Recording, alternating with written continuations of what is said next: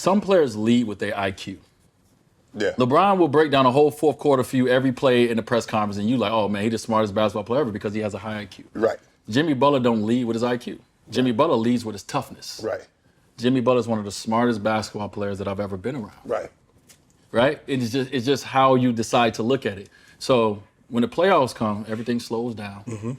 Right? You get to learn everyone's tendencies and all this. So you ain't got to be traveling, playing all the different. Because you focused on one opponent. One opponent. This is one of the smartest players that I've ever been around.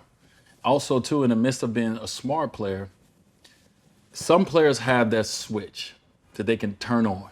Everyone doesn't have it, but certain players have it.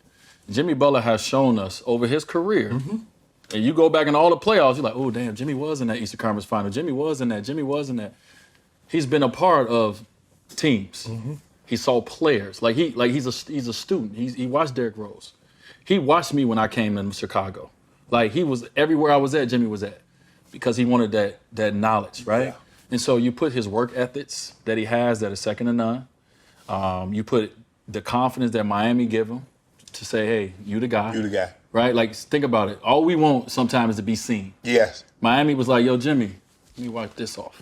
Oh, I see you. You crazy. Right. All right, you're crazy, match I crazy. Let's go do this. You give him that confidence. And also, too, you give someone who's smart. And Jimmy's like Jordan in a sense, in this way.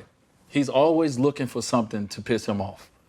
So in the New York series, I was like, ooh, he had Tibbs. He's all about Tibbs. He done made some stuff up about what Tibbs did to him. When Tibbs did everything for him, but he done made something up. Tibbs pissed him off in practice in Minnesota, and he was like, it wasn't about the Knicks. Right. It was about Tibbs. So he has that, he can go to that level where he can zone out and focus on one thing or somebody. And so he just, it's everyone can't do that. Right. He has that switch. Right. They say he's a tough teammate to have. Coaches say he's a tough player to coach. Why? Because he gonna do it his way. You know, to be coachable, you got to do what the coach say. Right. And that ain't Jimmy.